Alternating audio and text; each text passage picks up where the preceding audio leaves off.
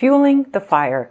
James 3:1-12 says, "Dear brothers and sisters, not many of you should become teachers in the church, for we who teach will be judged more strictly. Indeed, we all make many mistakes. For if we could control our tongues, we would be perfect and could also control ourselves in every other way. We could make a large horse go wherever we want by means of a small bit in its mouth. And a small rudder makes a huge ship turn wherever the pilot chooses to go, even though the winds are strong. In the same way, the tongue is a small thing that makes grand speeches, but a tiny spark can set a whole forest on fire. And the tongue is a flame of fire. It is a whole world of wickedness corrupting your entire body. It can set your whole life on fire, for it is set on fire by hell itself. People can tame all kinds of animals, birds, reptiles, and fish, but no one can tame the tongue. It is a restless and evil, full of deadly poison. Sometimes it praises our Lord and Father, and sometimes it curses those who have been made in the image of God.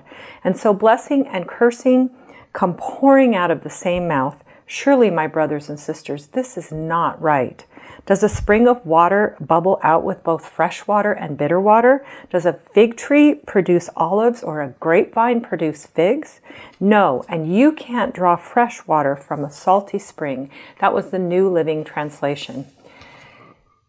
Fueling the fire. Our tongue is absolutely capable of great damage, and in our difficult relationships, even more damage because of all the things we deal with. I like the way this verse reminds all of us that none of us is perfect. All of us make mistakes with our tongue. And how, if we can control our tongue, we can make ourselves do anything. We can control our body, we can control our actions. So we need to give more attention to what comes out of our mouth and the damage that it can do in our difficult relationships.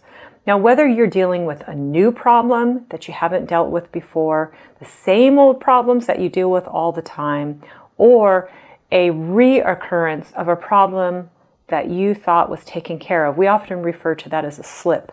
It's kind of like maybe your relationship has gotten better, and then something has come up again and the other person has reverted back to some old behavior. Maybe it's an addiction, maybe it's unkindness, abuse, or some irresponsibility, just some pattern of what happened before has resurfaced. And maybe you find yourself wanting to react or trying to figure out how to react, how to respond. And you have choices. The way that you respond can prolong the crisis, prolong the pattern. You are never responsible for what the other person does. You are not responsible for their choices, but you are responsible for how you respond to what they do. And that is often in choosing what to say. So how you react can make any problem better or worse. You can escalate the situation. You can calm it down. You can choose to respond in a way that helps the other person to give themselves grace, to feel better about themselves. Or you can respond in a way that punishes and hits them below the belt and shoves a knife in and turns it to where you just make them feel worse and worse and worse, to where you can cause hurt and pain. So your response has a great impact on the situation, and you are responsible for that. And regardless of what the other person does, even if they continue in their old behavior, even if they continue down that path in the opposite direction of where they were going, if they choose to be stubborn and refuse to get better or address a problem, you at least will feel better about yourself because you will not become a part of the problem.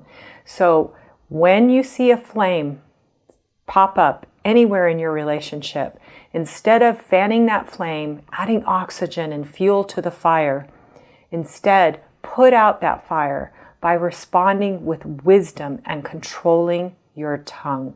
You know, I have a really good example of that. I have a woman who explained to me that she had a husband who was an alcoholic, who was not a mean drunk or just went to the bars after work and came home and was just even a happy drunk, but she was not happy that he did that every night. She was at home with the children, tired of being with the children, wanted him to come home, did not want him to come home drunk, wanted him to come home and help.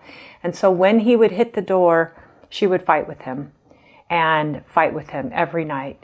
And she finally, after years of doing this, turned around one night and saw her children sitting there listening to the fighting. And obviously she had seen that before, but this time she really paid attention.